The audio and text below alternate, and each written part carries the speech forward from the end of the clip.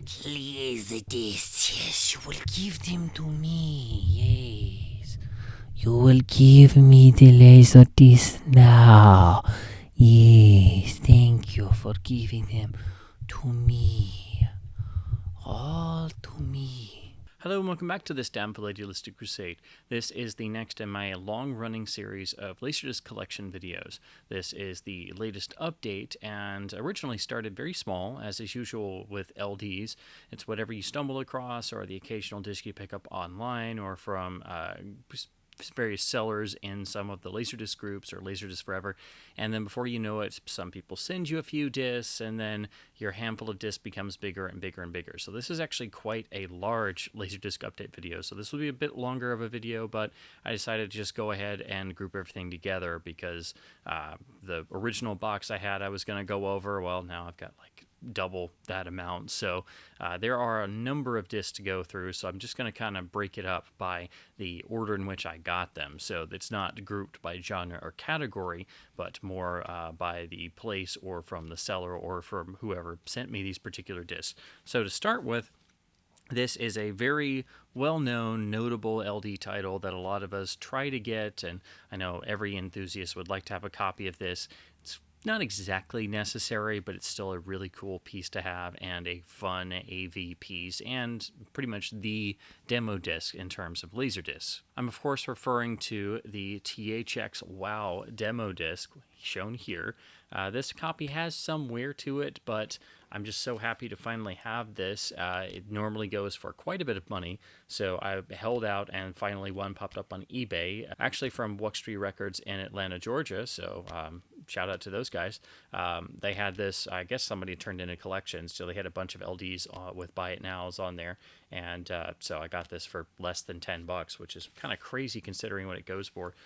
The cover's a little rough, but this, again, is the wonderful demo disc that was intended for home theater displays and commercial areas. And, of course, it has the THX WOW program, which has clips from various Lucasfilm titles. So, of course, Star Wars, Indiana Jones, Willow, and a few other things with Lucasfilm THX branding everywhere.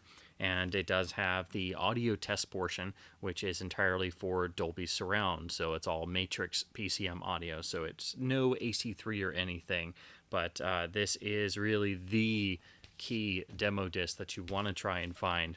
And again, normally it goes for quite a bit. What's also great is that it has the original insert intact.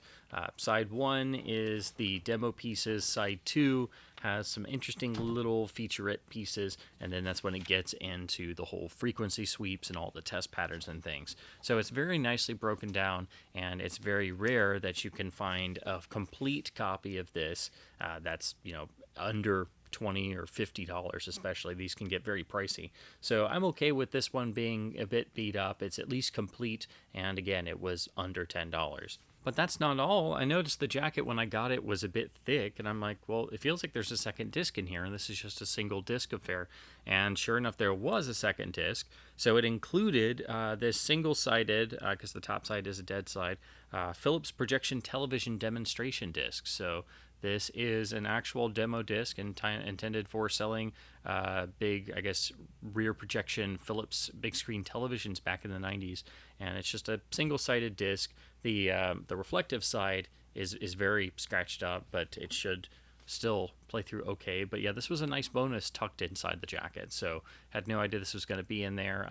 Unfortunately, it doesn't have a jacket of its own, so I've got to get at least some sort of sleeve to put this in. But I just wanted to show off the very lovely white side that you get on dead sides like this. So this was, again, a nice bonus tucked inside the jacket. Then Ryan Cushing of the Laserdisc Wolfpack podcast sent me a mystery box that contained 2 Japanese releases.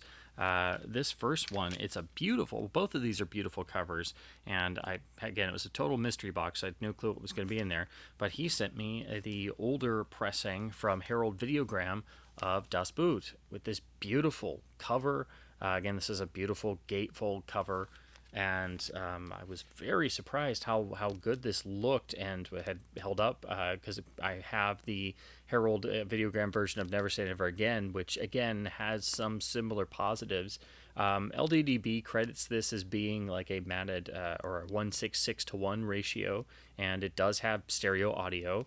I'm not entirely sure because I haven't popped this in yet. I don't know if that's Matrix still, or I guess it would be because that would carry over, I would think. But this has a rather impressive gatefold too. It's just a beautiful package. Probably not going to be the best transfer in the world, but still just a really nice surprise and something you definitely don't see every day. So I'm always up for a Ryan Cushing mystery box. He then also sent me a copy of the film Francis with this beautiful cover. This was actually still sealed, so I had to open it on the edge. Of course, still has the Obi strip. Again, this is a really beautiful cover. I've never actually gotten to see this film, so this will be a first-time watch for me. It does have PCM audio, Dolby Stereo encoded. This is nicer than the old Pan and Scan US disc that this got, so this was a real surprise, and again, this will be a first-time watch for me. And again, that cover is just gorgeous, so it's also got a wonderful gatefold, and again, just another surprise Japanese title from Ryan Cushing. This next one was a total surprise. I found it in our local store that usually has a little bin of Laserdiscs, and unfortunately, they've started really pricing them up. So you see commons for $10 or $15, or even common routers for about $10. I don't know who's doing the pricing particularly, but I don't really buy LDs there anymore. I just, every once in a while, if I notice it looks like there's a couple discs that are new, I kind of flip through them. So I was there not too long ago, and I was flipping through, and there were some nice new discs, but they were way overpriced. And then I happened to see this one, and I, of course, see the bright colors, and I'm thinking, well, okay, this is Disney classic 90s cartoons, classic animation, actual episodes. I know that means it's not very common. And on top of that, it was not marked up. So it was, it was $5. And so I was like, I've been really wanting to dive back into this series. I remember it from when I was growing up, but I haven't rewatched it as an adult. And so I picked up the double feature episode release of Darkwing Duck, which gives you the pilot episode as well. Little did I know at the time, it wasn't until I got home and looked it up later on the database that I saw how rare and valuable this was. And it got me to wonder why exactly that was. And it's not just for nostalgia, which there is great nostalgia for the series. There is talk about it finally getting a Blu-ray release. It is on streaming platforms. And it does have a wonderful sort of snarky fourth wall breaking adult humor mixed in with a lot of jabs at the Disney Corporation. But the importance of the LD release is that the pilot on here is the uncut version and not the cut down syndicated version, which was placed on all the video releases after the VHS and the Laserdisc. So as far as I'm aware, and I did a little digging, this and the VHS tape are the only way to see the pilot episode of Darkwing Duck uncut. And it is, pretty substantial. It's actually, I think about 5 to 10 minutes longer than the syndicated version, and I believe that's the version that's also on Disney Plus. This series also is never released completely on DVD. Most of the episodes were released, but not all of them. And on top of that, both of these are presented with PCM audio. And in any case, when you look at this era of animation, even though it's still mostly mono and stereo playing soundtracks, there usually is a massive difference listening to a PCM LD track as opposed to, going to the various DVDs and such where audio gets noise filtered or is just presented in lossy codecs. So this is a really wonderful LD.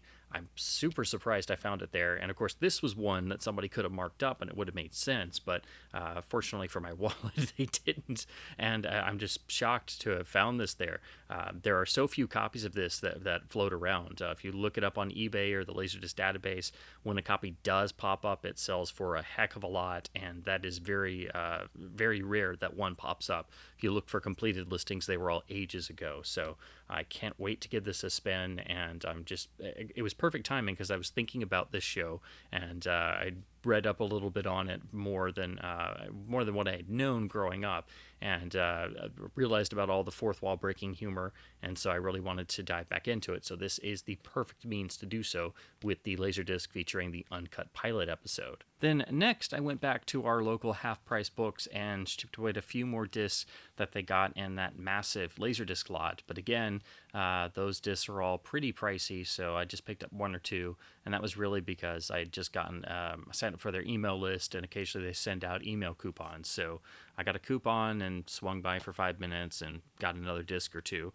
So this one, it doesn't pop up all the time, and I'm very curious to see how this compares to the standard version I have. And also, even though it's a concert film, it has gone out of print on Blu-ray. So if you want to get this on Blu-ray, the cost of the disc used are very expensive, but it's still available on DVD and Laserdisc and VHS if you want to go that route. But I picked up the 1990s AC3 remastered reissue of U2's Rattle and Hum. So this has a slightly updated cover with the original art. It looks really nice with the red on here. But the key difference is the black bar on top, remastered Dolby AC3 digital sound. So basically, this updates to a new picture master. It's still 133, so it's still a 4:3 presentation, which you're not really losing anything because this was shot with a variety of sources. It was shown 185 in theaters. I think it's 178 on the Blu-ray, but it's 133 on the Laserdisc, the DVD. So you're not getting a widescreen version of the concert film, but you are getting a brand new sound transfer, and that's what the information here goes into, talking about how they basically just brought it into AC3 5.1. So this was done in the mid-90s. This is Paramount doing their AC3 reissues. So this is in the same line as the Apocalypse Now, Hunt for Red October, and other 5.1 reissues. But like those, this one doesn't pop up all the time. The original pressing, which I have, is pretty common. It's just Dolby Stereo Surround. That's still on here. This just adds 5.1 and is several years down the road, so the picture should be much improved. So I'm very curious to compare them because when you're dealing with music, especially concert films, the mixes can really vary, and being primarily music oriented, you want the best audio possible. So I've been very curious to hear this AC3 presentation. I really do like some of the live versions that they did on the Joshua Tree tour that are in Rattle and Hum. Some I'm not too big on, and then of course there's also the accompanying live album as well. But this is just another cool piece to have as a U2 fan, and it rarely pops up. So normally the original one you can get for a couple bucks. This version usually is more like 10 to 15 because it's so uncommon. I also believe probably the first DVD is a port of this. I'm not entirely sure, but that's probably how it went. But still, this is really cool to have, and the jacket actually looks much better with the red and like the black bar on top and everything. And of course, you can spin this up and tell Edge to play the blues because that's just what you do, I guess. They also had a very cheap, super minty copy of another of these Republic anniversary box sets they did in the 90s that are unfortunately deceptive. So this is the 40th anniversary box set of the classic masterpiece High Noon, the masterpiece Western starring Gary Cooper and one of his most iconic performances, and directed by the great Fred Zinnemann. This is in the same style as their other boxes, but the reason why I say this is deceptive, it does have some extras. You do have Leonard Maltin hosting the little featurette that's on the disc, and I think it's interesting and funny when they put the critic photos on the box like it's an author photo. But it's deceptive in that they have a whole box, and of course, what you're getting is collectible foam inserts. The disc is only one, it's literally one disc in here. It's not like it's multiple discs. So this is just like their Quiet Man box and other box sets where you open the box and you get some goodies, but you're only getting one disc. So they really could have just done a standalone jacket or a gatefold, and they didn't have to do a whole box, but it still looks great. In this one, you get a wonderfully printed original tinted lobby card. And this is on a nice thicker cardstock. Have the disc itself, of course. Not one, but two collectible foam inserts. But the main draw is this complete full fold-out poster that is a full replica poster. And it's full-sized. It's not, cutting any corners. So just to give you an idea, and I will take a better photo of this so you can see.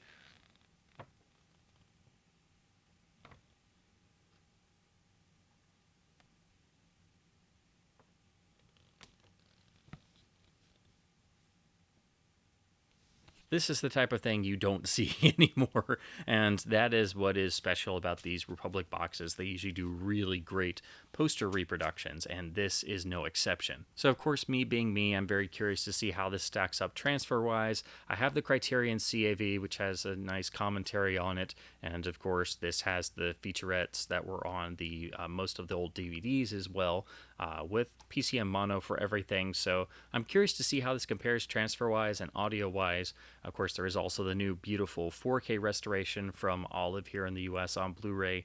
That was done as a Masters of Cinema title in the UK, and it's a better disc encoding than the Olive. But High Noon did not have the best releases for the longest time.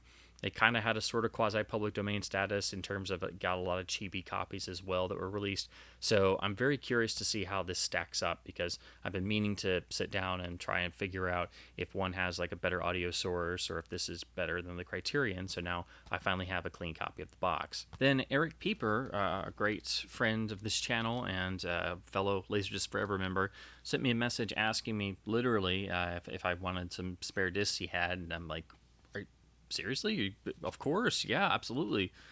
So he very graciously just sent me some free discs, and these are not commons and are in exceptional shape. This one is another Republic anniversary set. This one is not a box, it's actually a gatefold, which is probably what they should have done most of the time.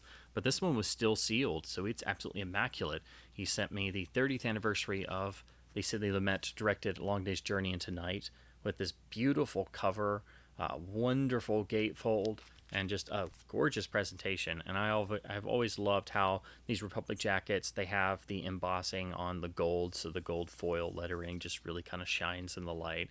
But they have a real premium feel to them, and they're usually very good pressings on all these Republic discs. So I'm actually going to, I haven't seen this film in too long. It's actually been too long since I've seen it. So I will be revisiting it on this beautiful Republic release. So thanks so much to Eric for this copy. So that one was really a surprise, because the one he messaged me about was one I've always wanted to get, simply because I love the cover. I have the CLV version, but I've never been able to find an affordable, clean copy of the CAV black cover of Criterion's King Kong. So this is the same as the CLV. The CLV is one of the few that has the commentary, and so you don't technically need the CAV if you have the CLV, but I've always loved this black cover. This is still probably my favorite Kong cover, even though I have the beautiful RKO double set and the Blu-rays and such with poster art. And then, of course, here's the rear. All that matches, but you're getting the benefit of having full CAV encoding over on this release, and you do get the you have the essay and things, or I should say the commentary on the CLV, but you get a few additional extras on the CAV. But the other big draw is this absolutely incredible gatefold, which I've got some close-up photos of Kong when he's strapped down on the stage. It is so dramatic, and I think is easily one of the greatest Laserdisc gatefolds ever. I don't think that's an argument. It's just an incredible gatefold, a perfect choice. And if you're just going for a dramatic image, that's the type of thing you should go for. So I think it's quite possibly the greatest gatefold image that Criterion ever did. Again, I think it's one of the best gatefolds in all of Laserdisc. So that's another reason why I always wanted to get the CAV black cover version. This is still the Criterion Master, so it's still got the uncut version of the film with all of the naughty bits and the nasty parts spliced in from 16mm sources. So it's not pristine like the restorations are, but I like this version. This was how I grew up with the film looking, and there's just something special about it that I really enjoy. It's still analog only sound, so it's just like the CLV version, but I'm so happy to finally have the CAV edition with this gorgeous cover. Then he sent me another mystery surprise and this. So again, I thought I was just getting a nice copy of King Kong, but I got an additional Criterion title that has been on my wish list for too long. I've been trying to get this box for a while. This is Spine 72, which is their CAV box set of West Side Story. Really love the exclusive artwork they have. Of course, there is the CLV version, but it doesn't have all of the extras of the box, which actually is quite a bit. I know some of this material was covered in the various MGM featurettes and documentaries on the DVDs and the Blu-rays, but it does have some exclusive stuff. Brand new transfer. The audio is presented in Dolby Surround, so It's not necessarily the 70 millimeter mix, or at least I'm not exactly sure what they used on this particular edition. There are several mixes of this film, but this was the first proper letterboxed effort on home video that I'm aware of where somebody took the time to at least try and present the film as best as possible at the time, because this does predate the first MGM letterbox LD, which I also have. Does have the audio interview with Robert Wise, the director's scrapbook, the concept paintings and storyboard sketches, includes the trailer and some footage of the actual gala premiere. Then, of course, Videoscope, as Criterion love to call their letterboxing, and full CAV encoding. So you will be flipping this quite a bit. The film goes all the way onto 6 sides, and then side 6 goes into the supplemental section. So there's a lot of text slides and everything, and it's broken up by chapters. So this is a really stuffed Criterion box set presentation. If you love these types of things, you will want to get the box set in CAV over the CLV version. Transfer-wise, it's probably not as good as, say, the last MGM LD, which came out as a late release. There were several MGM attempts, but it's still an interesting, wonderful box set, and I'm always surprised at how well these old Criterion efforts hold up all these years later, providing your equipment chain is a pretty good setup. These can still really hold up, and very curious to check out the Dolby Surround audio presentation and compare it to some of the MGM editions. So thanks so much to Eric Pieper for these beautiful 3 titles, and I've already sent him a mystery box of my own to sort of pay it forward. Then this was originally going to close out this video. I picked up 3 discs from a group seller who had some really cool discs and a bunch of discs he was selling. So this first one, it's a more common title. It's not anything special on the surface, but it's a particular pressing I was wanting to get because I have a number of editions of this film, and this one is actually quite important. So this is the 1992 first MGM letterbox pressing of the classic 1968 crime romance film / drama, The Thomas Crown Affair, directed by the great Norman Jewison, with the iconic performances of Steve McQueen and Faye Dunaway. I do rather like the art on this, even though it's in the MGM sort of airbrushed faces style. This, again, is the first letterbox issue. I do have the late release remaster, which has this as the key art. That version does include an isolated music and effects track, which is really cool, so that's great to have. But why this is important is the PCM mono soundtrack on this is, as far as I know, the best sounding version of this film anywhere. I have a number of the DVDs and the Blu-rays, and of course the new 4K restoration on the Kino Blu-ray, which does look pretty great, but the audio isn't the greatest, and the later releases are subjected to varying levels of noise reduction. And over on the Blu-ray blog, a great friend of this channel, they did a full analysis and found that this particular 1992 LD actually does have the best sounding mono version. So I talked to them about the 98 version I have, which, again, doesn't quite sound as good as this particular LD. I threw this on and compared the two directly for myself, and this does indeed sound better, even though the 98 pressing is a lot better in terms of technical quality and in terms of the picture master.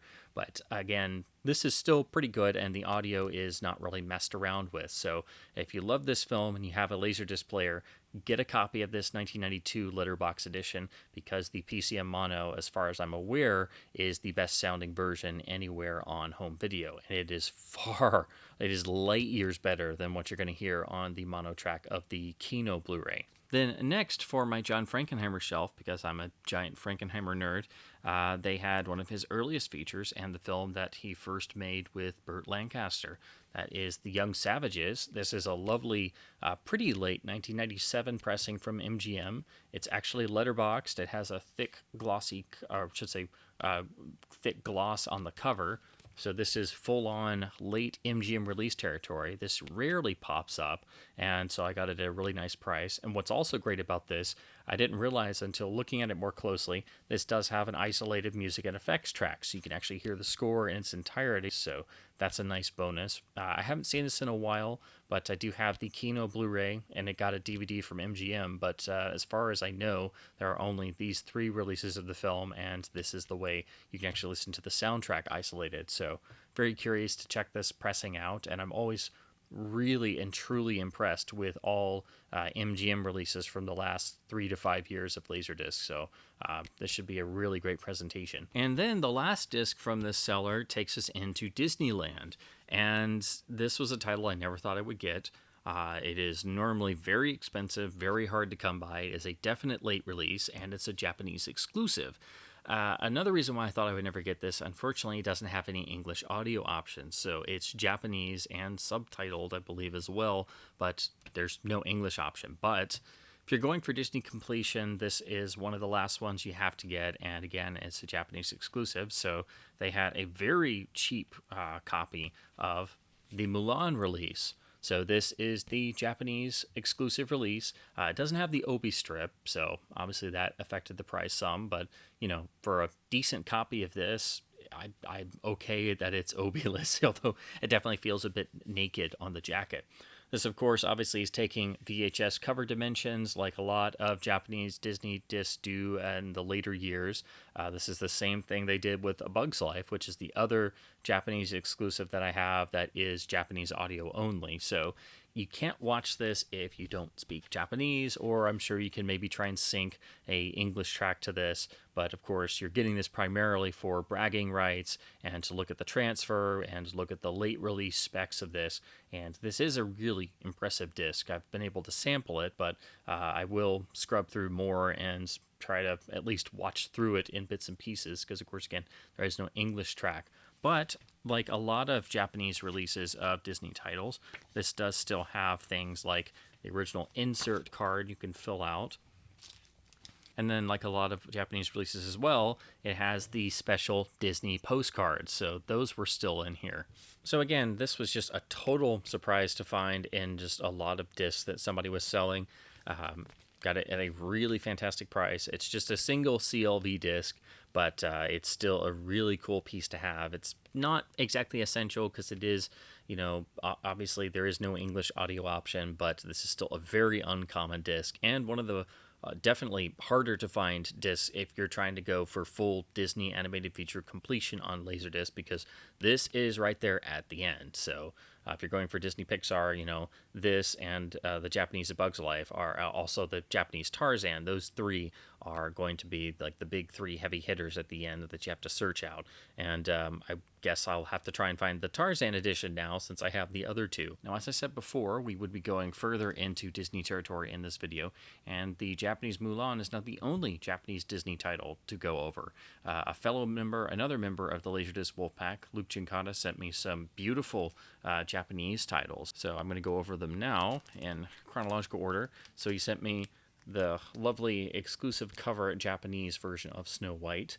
This uses, again, you can tell it's obviously sized and dimensioned for VHS dimensions in terms of the cover, but there's some nice sort of foil embossing on the actual title, and it looks quite nice. And of course, this cover is exclusive to the Japanese release. So most of these that I'm going to go over, some share the same art and some are exclusive art.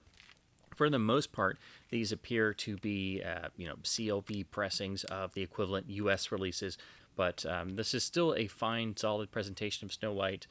This is just a really cool Japanese cover variant, and it has the Obi strip and is in absolutely perfect shape. So these were some beautiful discs he sent me, and just some more wonderful Japanese versions. He also sent me the Japanese Pinocchio.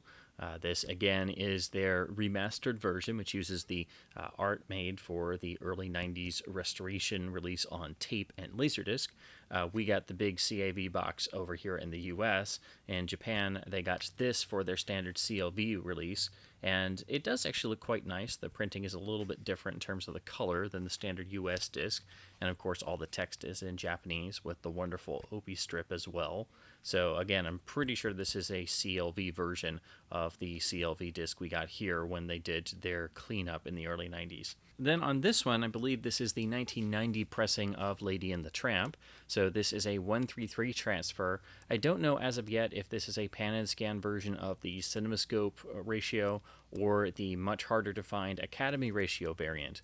Because, of course, with this film, it was Disney's first major attempt to do widescreen with an animated feature, and so to to address worries of theaters not equipped for widescreen and scope, he actually had the animation team do a separate Academy ratio version that is a custom edition. So technically there are two versions floating around of the film, and the only way to see the Academy ratio properly is on the specific final VHS and Laserdisc releases that have it. Everything else is a pan and scan job of the scope version. That's probably what's on here, but I will check it to make sure, just in case, because it is possible it could be the Academy ratio version. But this is still a really nice presentation, and like a lot of these Japanese Disney jackets, it's really noticeable how much more intense the color is on these jackets.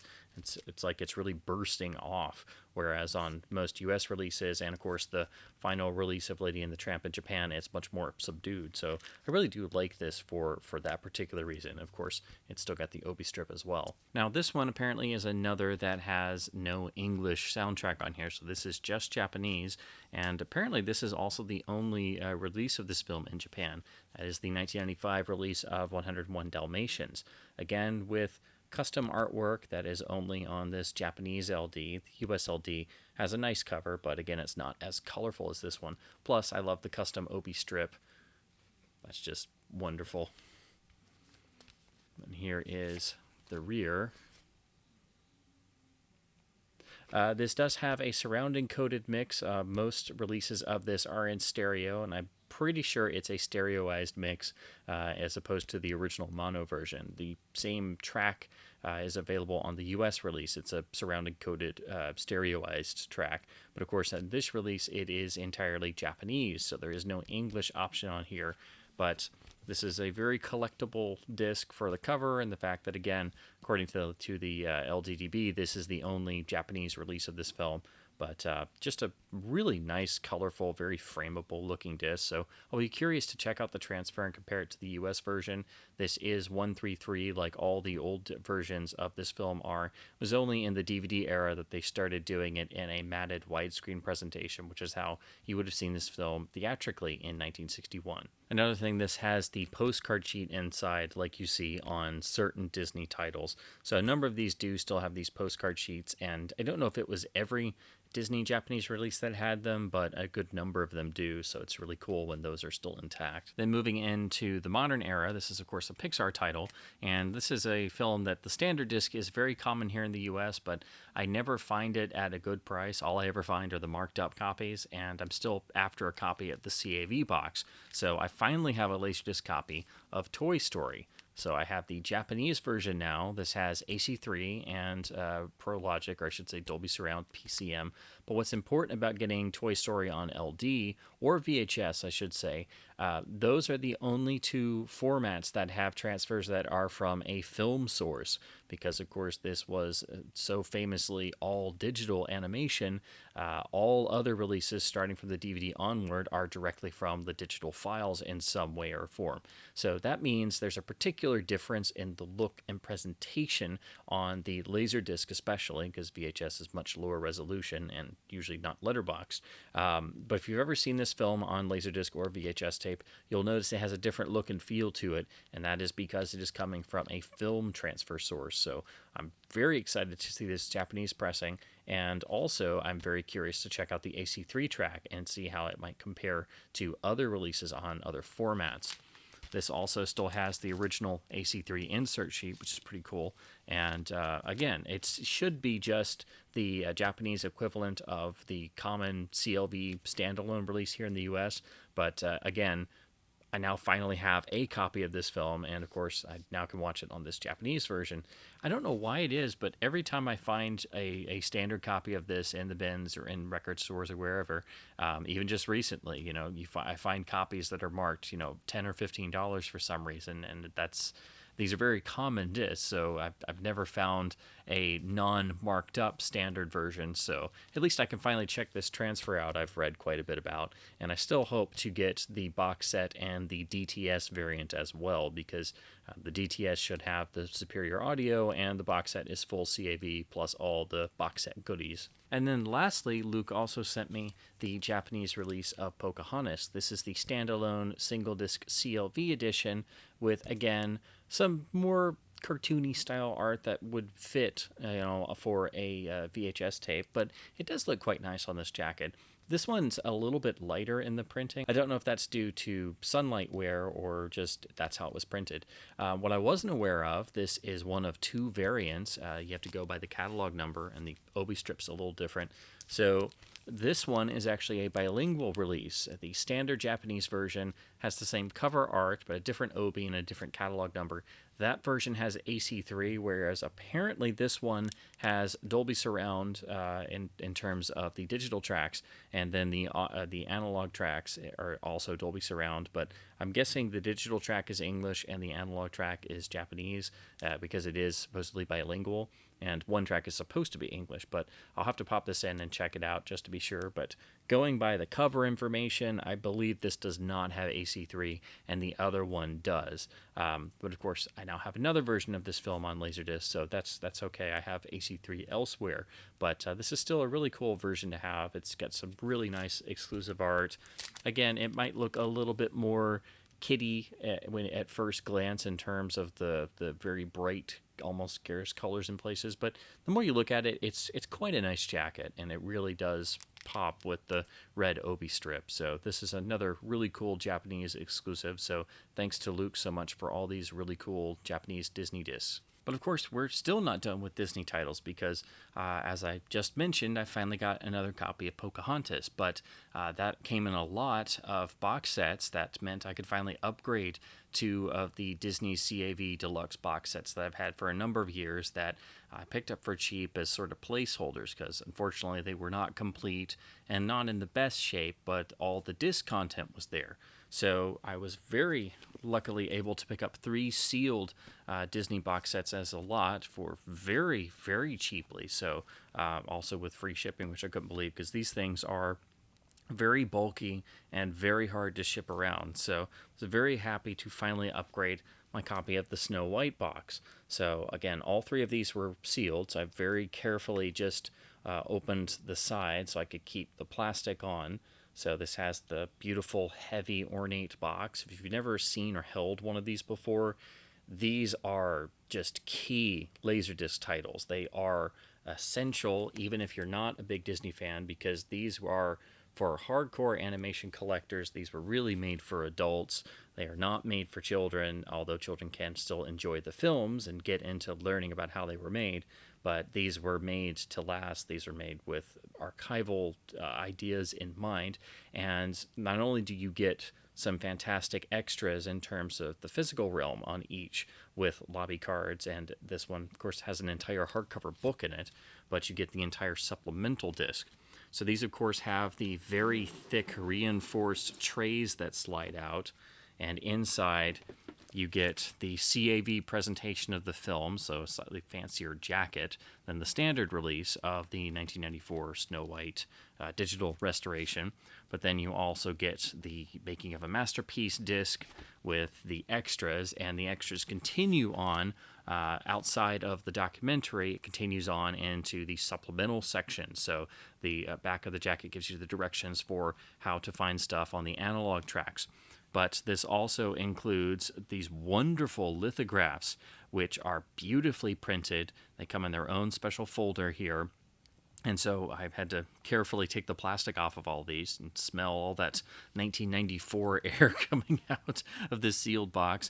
But all these lithographs are of the various original and reissue posters of the film.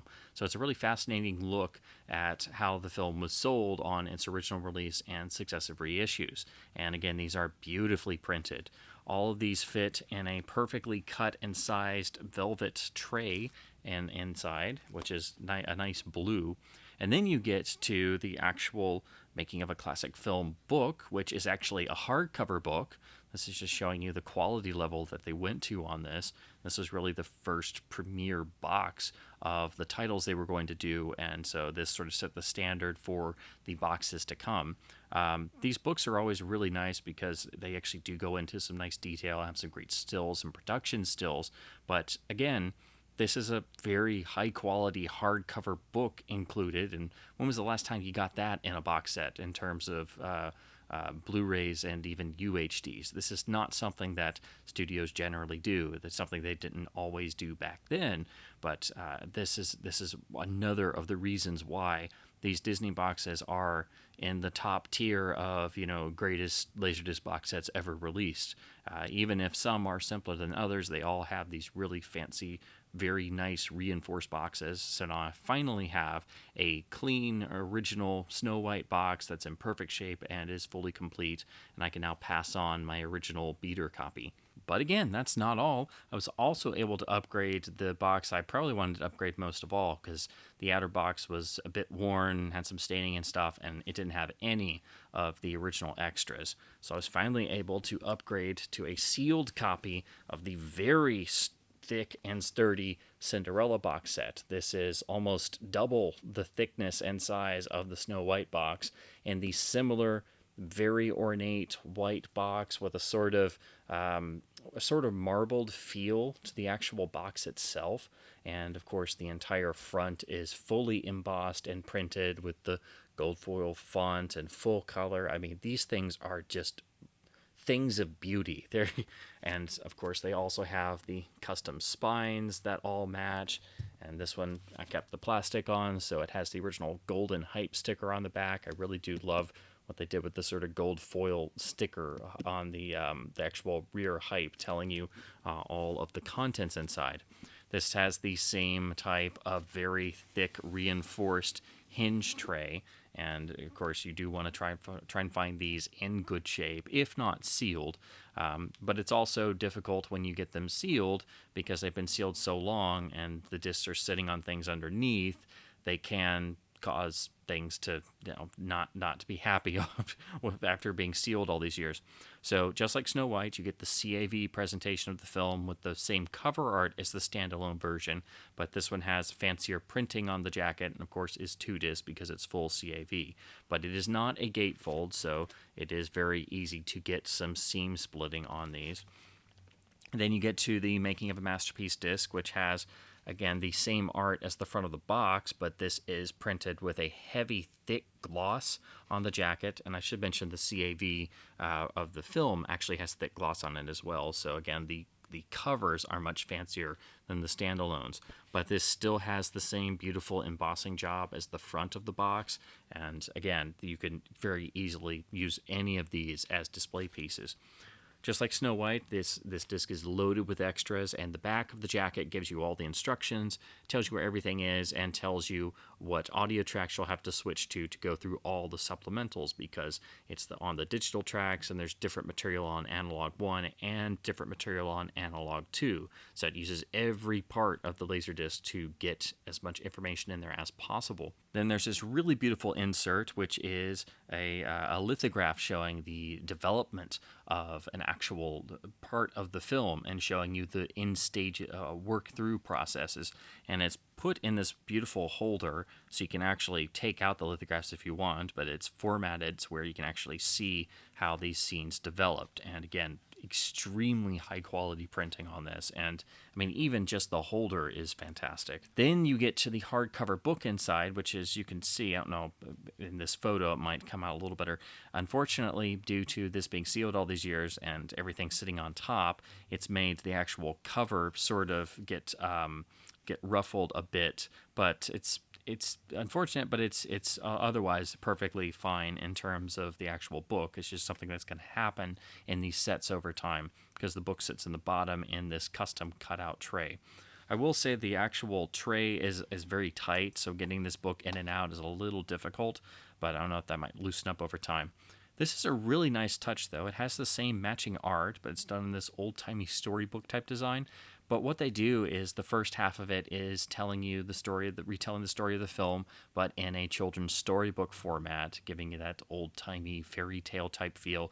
And then the second half is about the film's production and then the restoration process done at this time in the mid-90s. So basically it's combining the two different types of Disney book into one, so kids can read the first half and the adults can read the second half. So it's a really interesting approach, and I really like what they did with this, and it has this very high quality ornate feel. And again, the book itself is a hardcover, so They did not skimp anywhere on these box sets, and these are just works of beauty in terms of home packaging design. They are legendary in home packaging design, I think, without question. And then, as I mentioned before, there was another version of Pocahontas to go over. This is why I bought this set, this lot of discs, because I've been trying to get a clean copy of the Pocahontas box for some time. But they are very elusive trying to get these, and usually people want to charge an arm and a leg for them, or when you find one for cheap, it's incomplete. So I couldn't believe that I got this sealed copy plus the sealed other two, so I could finally upgrade those, and got them for very inexpensively from a great seller on eBay. So been after one of these for a long while, and I've always felt this cover is one of Disney's absolute best. It's so ornate and so beautifully presented on here. Again, the cover is fully embossed, and there's the gold foil finish on the title, and the actual THX Dolby Digital hype sticker is still on here because I've kept the plastic on. But again, it's such a subtle and very beautiful, ornate cover, very much like what you see on the CAV Aladdin. So I do think this is one of the best LD covers ever, and one of the best Disney covers ever, regardless of format. So I haven't seen this film in years, and I'm very much looking forward to checking out the CAV presentation. Hype sticker on the back is sort of a more copper foil finish to match the sort of copper look of the box itself.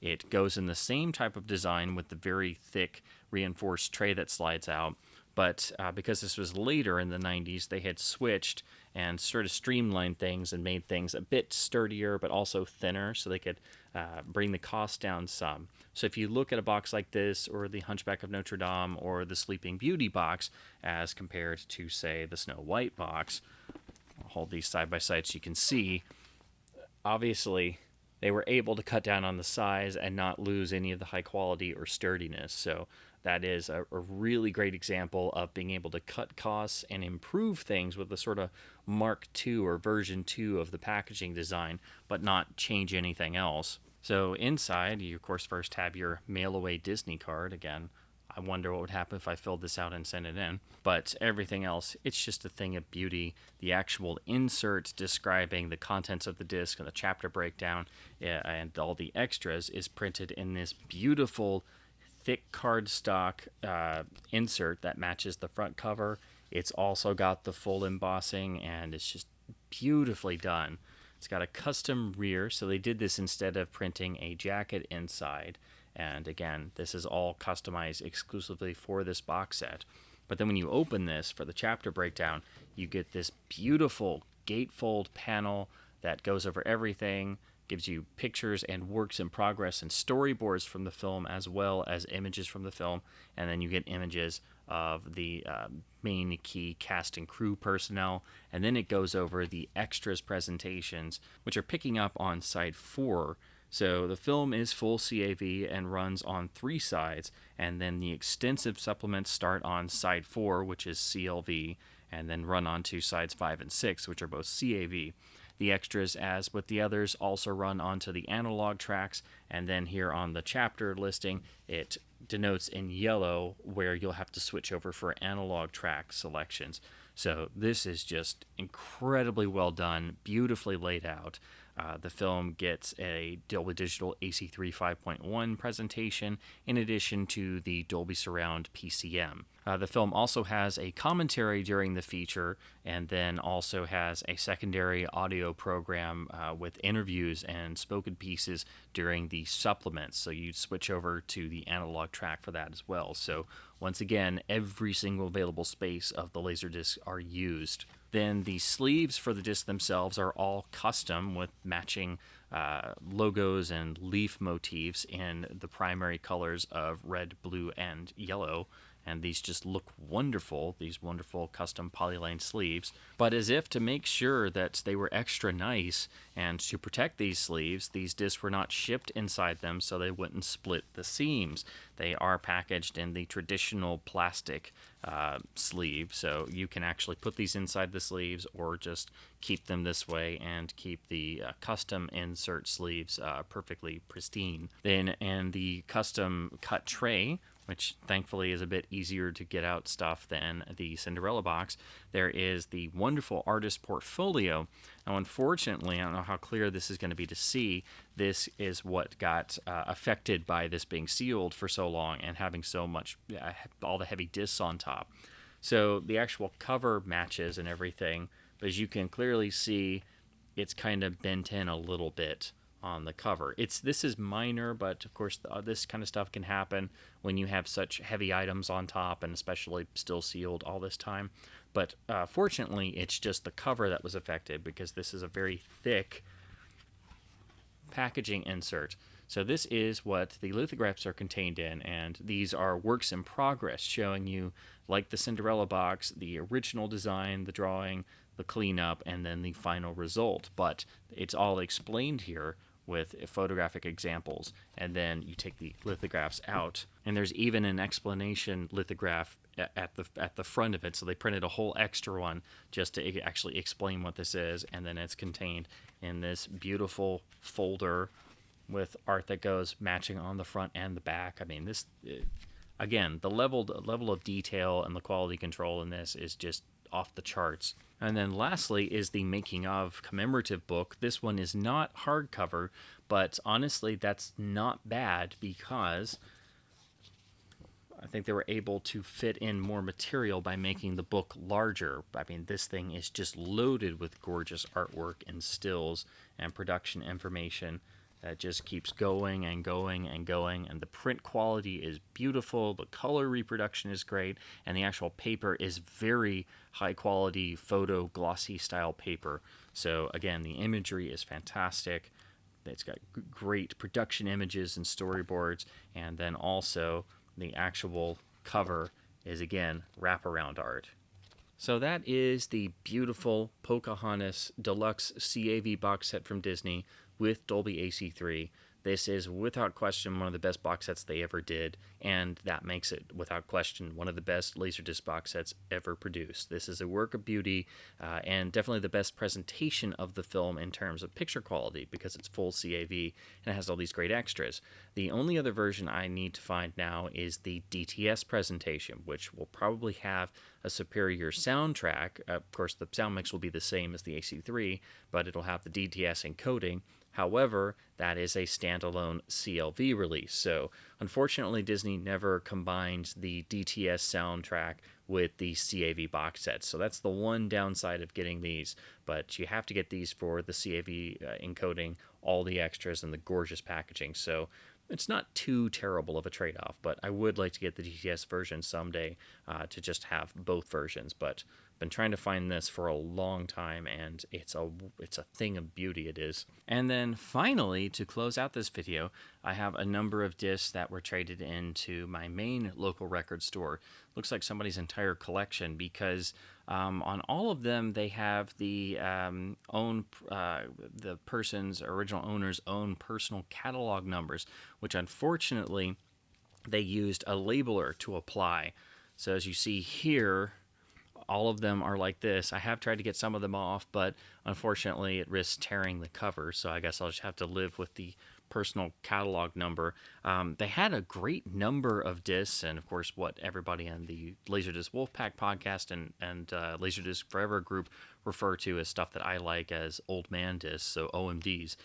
There were tons of classics and other very rare titles you just never see. Unfortunately, they were all priced rather high, so I sort of cherry-picked a few that I really wanted and some that are just very uncommon, one of them being, for my John Ford shelf, the image release of The Fugitive, which is a very underrated film, rarely pops up on TCM, which is how I first saw it. There is a Warner Archive DVD release of this finally. I've been meaning to get that, but I figured, like most discs, the LD is probably the same Video Master source, and this does have PCM mono, so I will be revisiting this film on the LD presentation. Here is the rear. It's just the standard image style art. And again, this film doesn't have the greatest reputation, but It's John Ford directing Henry Fonda and an adaptation of a Graham Greene novel. So, I mean, you can't go wrong. You really can't. So, I personally think it's better than the reputation it has. But I know not everybody will agree. But this is just an LD I always wanted to find. And again, it should be pretty comparable to the Warner Archive MOD DVD. Next, very surprisingly, they had a very cheap copy of the AFI Alfred Hitchcock Lifetime Achievement Award disc. This is one of a set that all has the matching gold and film strip motif that were released of these various AFI television specials. Now, unfortunately, this is not the entire dinner. We only got about an hour to an hour and 20 minutes for each in the televised version of those broadcasts, but not all of them have been released even in their television versions. The AFI releases clips online on their YouTube channel, and some video releases actually get the specials and put them on as extras, like Criterion put the Frank Capra one on their It Happened One Night Blu-ray release. But the Hitchcock one is very important. This was, a long time coming for Hitchcock, and he was, in his advanced years by this point, but still it was great to see him actually getting honored. And so I've always wanted to get a couple of these, so this is the first one I've ever gotten, really. And the jackets are quite nice. As you can see, I did try to get that silly barcode off, but it started to take the cover with it, so I quickly gave up. So yeah, the jackets are quite nice. It is PCM mono audio on here. You do have to keep in mind these were videotaped specials in the 70s and 80s, so the original broadcast quality is pretty much baked in. But it's just a time capsule of seeing all these various stars while they were still with us, and in a giant ballroom at various dinner tables. So it sort of has a bit of the classic Golden Globes vibe in terms of everybody at tables packed in closely to another. But yeah, this is the one I've always wanted to get most of all, being a giant Hitchcock nerd, and so I now finally have the AFI Achievement Special on Laserdisc. Next, for my Sidney Lumet shelf, this is a very uncommon LD. This is the image release of The Pawnbroker. Unfortunately, there was never a special edition or a very fancy release. It's just this image release, and again, it's a very uncommon LD, so I was very surprised to see it in there. It's got the standard image style art, but I have to admit the photo they use of Rod Steiger looks great. I wish they just made this the whole jacket, but it's image, so you gotta have the disc somewhere. The rear is strangely blue. It's a very vivid blue, but it looks okay, I guess. And again, obviously, this was designed for a VHS sleeve. But this does have PCM mono, and I'm very curious to compare this to the DVDs and Blu-rays.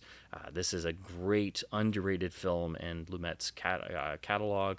It's one of the great dramas of the 60s. If you haven't seen this, it's a fantastic film, but it's a very dark one. So it's not something you'll want to watch if you're looking for something uplifting, but just an LD that I never thought I would come across on the image release.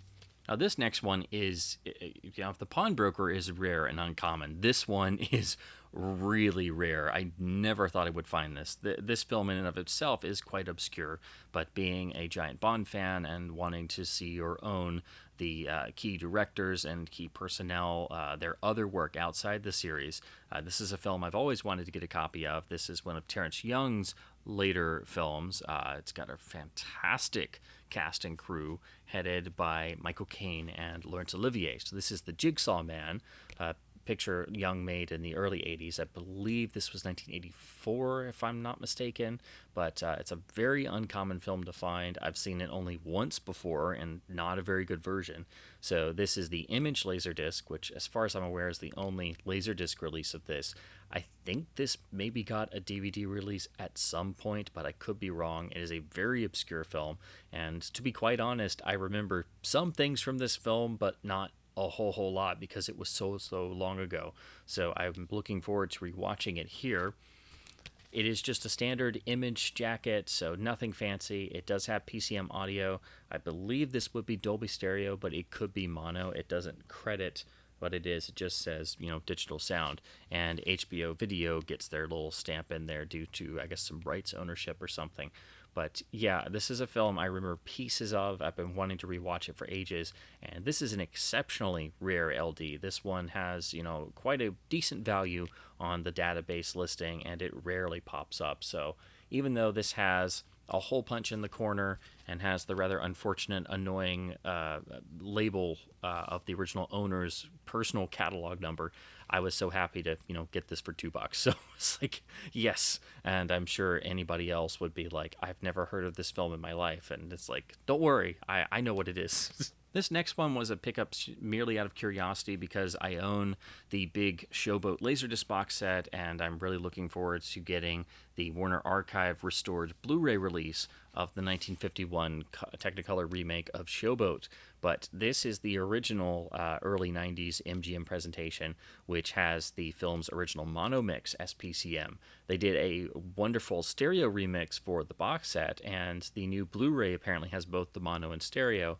So I figured since I was going to get the Blu-ray and review all of that stuff and look at my box set again, well, I've never owned this particular version, and so I found this nice condition dollar copy. So unfortunately, it does have the tag on the top, which mars the otherwise very nice art.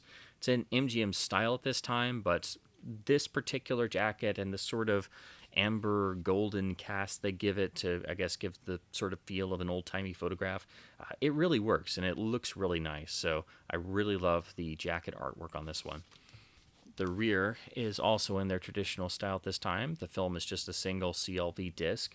It does include the original trailer, but the big draw is this has the original mono mix. I don't know what quality it will be in, but if you want this film on Laserdisc with the mono instead of the stereo remix in the box set, you will want to find this pressing. This next one is an uncommon LD. It's a film I've never seen, so this will be a first-time watch for me. This is the 1991 film The Inner Circle, which is set during the early days of Stalin's reign in Soviet Russia. This is a pressing that is labeled as being from Colombia, and it doesn't say widescreen anywhere on the front, but this is actually a letterbox transfer. It has Dolby Surround encoded PCM, which I guess is the film's original audio mix since it is 1991, predating the digital sound era, and looks like it has a great cast, lovely art, and what also drew me in is this is from the same director who did the wonderful underrated gem Runaway Train, which is a great letterbox LD and one of the great unheralded 80s films. So this just seemed right up my alley, and it was 99 cents, so that just drew me right in. And then when I was adding it to my collection on the LDDB, I found this is actually a very uncommon disc. It is a DADC pressing, but there is no rot report, so this should be nice and clean. It is unfortunately not a gatefold, and there are 2 discs in here, so it is a little dinged up, but it's got a nice, very glossy sleeve, and the art looks pretty good, even though it's got the wasted area, because this is obviously just VHS dimensions again. So still not bad, and this will be a first-time watch for me. So I had to save something really interesting for last, because that's how I do these videos. And I have to admit, going through these, I've saw lots of things you don't normally see. However, due to all the high pricing and the unfortunate tags on all of them, I did pass up on a number of them. But I couldn't resist these. I never thought I would even see them. At first, I thought I didn't particularly need them, but I know most of these have probably never been reissued outside of these box sets. So being a classic Hollywood nerd, I couldn't pass up the cavalcade of MGM shorts, these beautiful box sets that were done by MGM UA, produced by George Feltenstein, very much in the same manner as the silent film boxes they did, the Showboat box, and especially the Golden Age of Looney Tunes boxes. So this brings together dozens of classic MGM short subjects and features that would have, of course, played before theatrical films in the original release dates. But what's important about these, not only do they feature many classic stars and character actors, but also many were directed and written by some of the studio's top talent or talent that was on the rise. So you can see a lot of early work or early appearances by many notable names, and then a lot were eventually photographed in Technicolor as well, so they're not all black and white. These are far more important than you might think for those reasons and many others. So this is a really impressive attempt to try and bring this to home video to not only sell to hardcore nerds and cinephiles, but also to sell to the average everyday consumer who might have no idea what these are. So Instead of having a booklet inside, everything is printed on the rear. So you get a full little essay and explanation piece, actually written by Leonard Maltin. And then you get the chapter list described as the program on the side. So it is 4 discs packing 34 individual shorts spread over the 8 sides. So this uses every last bit of the 4 discs. And what's really nice is you also get the original release dates of each of the shorts on the side. So these range from the early 30s to the late 40s. They're I guess I haven't watched all the way through this yet, but I guess they're sort of, it seems they're broken up into sort of themed programs a little bit. So it's not that they're always linked, but like the Looney Tunes boxes, there's a little bit of sort of programming that goes along with these. And they all have PCM audio, so they all have lossless mono as well. Now, some of these have been reissued on DVDs as extras with other films or as part of the Warner Night at the Movies packages, but I'm pretty sure, I mean, it's pretty obvious that not all of these would have made it over. I don't know if the Warner Archive has done a shorts DVD set or might do one at some point, because of course George Feltenstein is still in charge of the Warner Archive as he was in charge of MGM-UA. But this was a really great attempt to bring these to home video. And again, there's still a number of shorts that are exclusive to these box sets, and this is at the same high quality level of any MGM box set. But it's a wonderful 4-disc set. I highly recommend it for cinephiles if you do stumble across one of these, because they are very uncommon. However, this was volume 1 of a 2-volume set. So here I have the much rarer, much harder to find 1996 release of volume 2. So this has similar matching art, so the boxes go quite nicely together. This is much harder to come by. This still goes for quite a bit. I think the Laserdisc database value on this is $65 overall, just for the recommended sell price. So copies on eBay are also very expensive. So volume 1 is quite uncommon, but that normally sells for $20 to $30. This is more than double that. It's in the same typical, same exact design. You get 4 discs, 8 sides of features, and everything is printed on the actual back. So you get the chapter breakdown, you get this sort of loose programs on each side, and then you get the actual dates of each. And these range again from the 30s into the late 40s. Just like with the first one, many familiar faces appear in both the actual shorts and the credits list, and so you even have early appearances in both box sets of the Three Stooges. So there's something for everybody in these, and figured it'd be great to end this video by talking about Volume 2 here, which is actually the rarest and most uncommon of all these discs that I've gone over.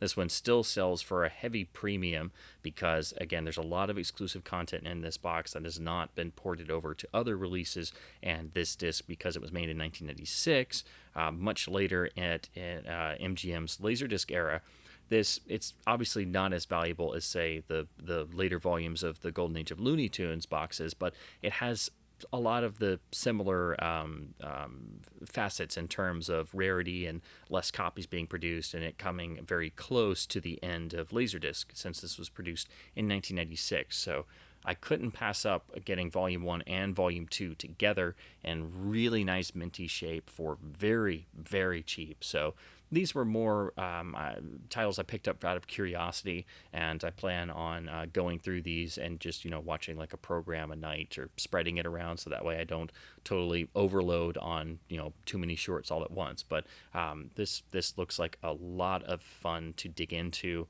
and you definitely get your money's worth. But this is a very uncommon LD, and I'm so very happy I was able to get Volume 1 and 2 together at the same time. So that does it for this particular video. As I said, it's a lot of discs to go over, and every time I thought I was just going to go ahead and make a video, I had more discs come in or more discs sent to me, or there was suddenly another massive collection that was traded into a local store. So as always, I don't intend on getting a ton of more discs, but things just happen. And even though I am selectively buying things now, I try to buy only what I'm actually interested in, or stuff that I know is not going to roll around again anytime soon. It's been some really interesting things that have popped up locally, and some beautiful discs that were sent to me by other fellow collectors. So I know this video again is a bit longer, but I just decided to combine everything into one. So hopefully you got something out of this and found some discs to add to your Laserdisc database wish list, or some discs to track down, or as always, some discs to fire up if you haven't fired them up in a while, or pull them off the shelf and dust them off, or get to your watch pile that you haven't watched yet, because I know myself, I have way too many that I haven't even gotten to watch yet. So I do try to make a dedicated effort when I get new stuff, the stuff I'm most interested to dig into first. I try to get that to the top of the watch pile, so that way I can at least keep going through things and it doesn't just go on the shelf or in a box and then just gets forgotten about. But yeah, you never know what's going to pop up. So every time I think things have dried up for a while, and then I get one or two, and then that's it, and then I put those to the side and try and wait till I have a good few to go over for a video. So I'm not just doing a video every time I find a random disc in the wild. All of a sudden, 5 becomes 10, becomes 20, becomes, oh wow, I've got enough for a really long video. So thanks to everyone who sent me discs this time around. These have all been really wonderful, and of course mixed in with all these wonderful local pickups as well. So as always, keep supporting your local independent record stores and video stores or comic stores or wherever you get your Laserdiscs, and always keep looking around. You never know when they're going to pop up, or when collections are going to get sold or traded into a store, or people are just going to decide they want to part out with all their old Laserdiscs that they had in the closet.